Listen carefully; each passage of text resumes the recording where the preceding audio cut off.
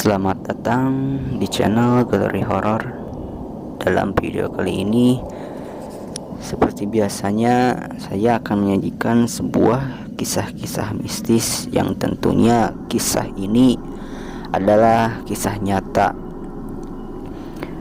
Seperti apa kisahnya, kita simak saja.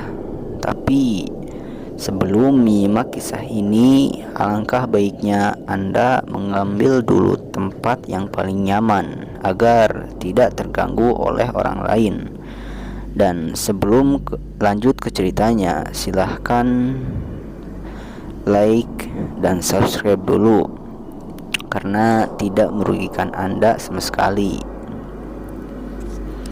Dan tanpa basa-basi lagi, langsung saja kita ke ceritanya. Braholo telah menguasai candi pertapan, sehingga siapapun yang mencoba bertapa atau semedi di tempat ini akan terpengaruh sifat Braholo yang suka merusak dan bermusuhan. Braholo sendiri terdapat pada sebuah batu besar yang digambarkan sebagai raksasa dengan gigi besar dan taring tajam. Candi pertapan sebenarnya memiliki arti tempat untuk bertapa. Hal ini sesuai dengan tempat berdirinya candi ini, yaitu berada di puncak paling atas Gunung Pegat. Gunung ini bagian selatan masuk Kecamatan Srengat, dan bagian utara merupakan kawasan Kecamatan Ponggok dalam wilayah Kabupaten Blitar. Pembuatan candi ini secara nalar juga sulit dibayangkan, sebab pada zaman dulu orang harus mengangkut batu yang besar menuju puncak gunung yang tingginya tidak kurang 100 meter dari daratan. Apalagi lereng gunung ini cukup terjal berbatu. Jalan yang paling mudah untuk mencapai puncak gunung yaitu Gunung Pegat yang berupa batu membujur cukup panjang. Ini dapat lewat Desa Langon, sebuah desa yang berada di utara gunung.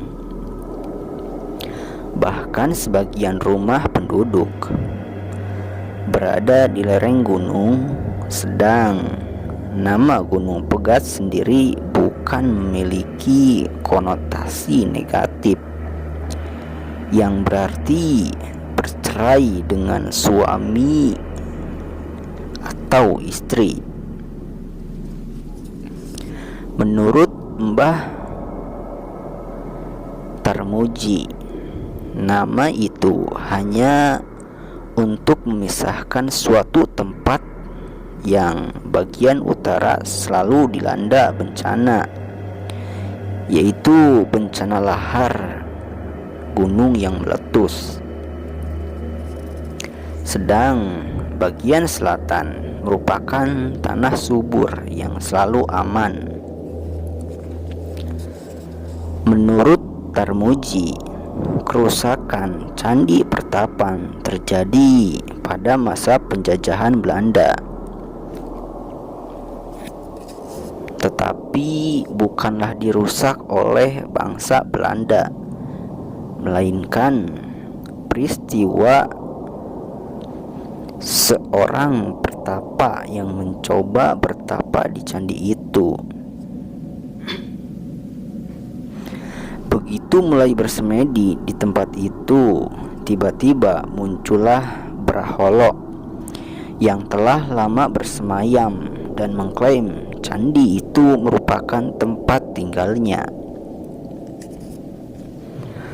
Karena pertapa itu cukup sakti, maka terjadilah pertempuran yang sangat hebat dan sengit. Semua ajian yang dimiliki makhluk yang berbeda alam itu telah dikeluarkan, sehingga membuat alam di sekitarnya bergetar hebat. Pertarungan yang terjadi pada malam hari itu juga menciptakan cahaya berkilatan yang tampak dari bawah gunung. Karena begitu hebatnya getar kekuatan kedua makhluk itu membuat candi pertapaan runtuh. Menurut seorang kakek-kakek, runtuhnya candi pertapan bersamaan terjadinya gempa yang sangat dahsyat. Sedang pertapa itu mengalah meninggalkan tempat itu, sebab tempat yang ingin dipakai semedi sudah runtuh. Cerita Mbah Tarmuji. Sampai saat ini Braholo masih dendam kepada setiap orang yang mencoba bersemedi di tempat ini. Hal ini terbukti pada tahun 1995. Juga terjadi pertempuran sesama dukun yang malam itu sama-sama bersemedi di puncak Gunung Pegat. Menurut ingatan Mbah Tarmuji, orang yang pertama datang ke tempat itu adalah Barnowo. Barnowo ingin mengasah ilmu yang dimilikinya, sebab puncak gunung selalu sepi pada malam hari. Barnowo adalah penduduk desa Kebunduren, Kecamatan Ponggok. Tidak lama kemudian juga datanglah seorang yang bernama Trimo dari Udanau. Barnowo merasa diusik dengan kedatangan Trimo. Sedang Trimo sendiri merasa tidak terima dikatakan telah mengusik semedinya Barnowo. Pada saat itulah Braholo, penghuni candi pertapan, mulai berperan. Dendam terhadap manusia dilaksanakan pada kesempatan ini. Kedua orang yang berilmu itu diadu, maka terjadilah perang mulut keduanya. Kemudian dilanjutkan saling mengeluarkan ajian dengan jarak jauh. Hal ini berlangsung sampai beberapa lama. Keduanya mengeluarkan kesaktian masing-masing untuk menundukkan musuhnya. Pada ajian terakhir, Barnowo terpental jauh karena kekuatan Trimo yang cukup begitu kuat. Padahal di belakang Barnowo jurang yang cukup terjal. Tak ayal lagi Barnowo jatuh dari ketinggian sekitar 200 meter. Barnowo pun menjerit-jerit meminta tolong kepada orang-orang, sehingga mengundang penduduk sekitar yang agak jauh itu. Ternyata Barnowo termasuk orang yang sakti. Ia yang jatuh ke dalam jurang itu hanya patah tangannya saja. Barnowo dilarikan ke rumah sakit. Buntut kejadian itu harus berurusan dengan pihak kepolisian. Trimo ditangkap. Koran-koran memberitakan perkelahian dua orang sakti itu, yaitu Barnowo dengan Trimo. Ditinjau dari arkeologi, menurut Danardana, yaitu seorang ahli sejarah di Blitar, Candi Pertapan merupakan candi tempat untuk memuja dewa gunung,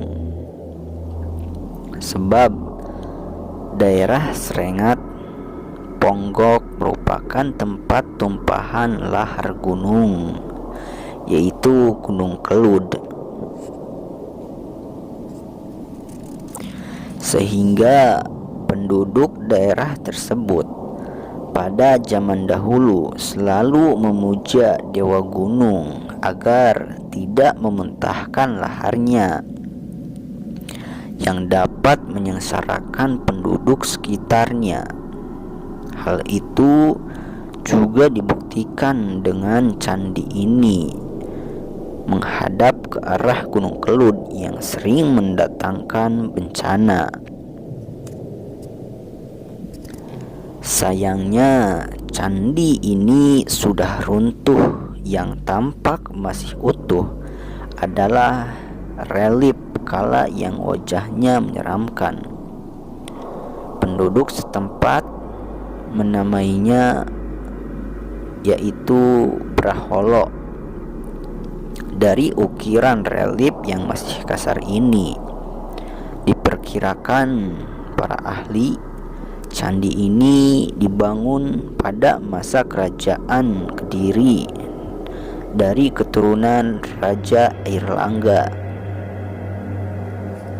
Hanya saja zaman Kediri pada masa pemerintahan raja tertentu belum ada kepastian, sebab tidak ditemukan prasasti yang memastikan angka tahun candi ini. Sedang runtuhnya Candi Pertapan dapat juga karena terjadinya gempa setiap letusan Gunung Kelud yang sering mengguncang daerah sekitarnya.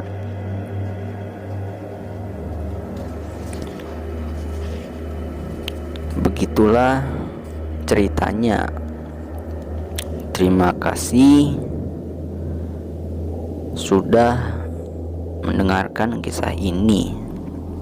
Dan untuk teman-teman yang mempunyai kisah mistis, kisah horor, bisa dibagikan ke channel ini melalui email yang sudah saya cantumkan di deskripsi. Dan jangan lupa untuk mensubscribe channel ini karena gratis, tidak merugikan Anda. Dan jangan lupa nyalakan juga loncengnya agar tidak ketinggalan untuk video-video terbarunya, dan saya pun bisa lebih bersemangat lagi untuk menguploadnya. Dan apabila ada perkataan yang kurang enak didengar, mohon maaf sekali untuk dimaafkan. Dan saya memohon kepada teman-teman agar channel ini bisa makin maju, dan saya memohon doanya teman-teman juga supaya channel ini bisa makin berkembang untuk kedepannya. Sekian dari saya. Assalamualaikum warahmatullahi wabarakatuh.